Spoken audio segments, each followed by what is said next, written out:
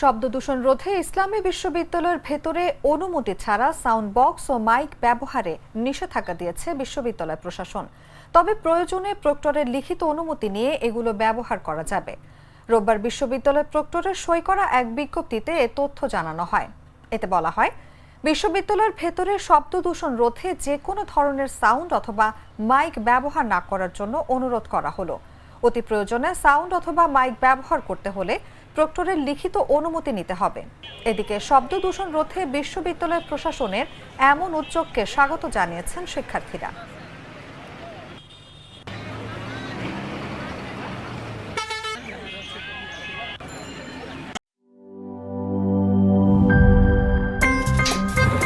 আমার একটা স্মার্ট সিদ্ধান্তে 25% গ্যাসের খরচ কমেছে। ভাবছেন কিভাবে?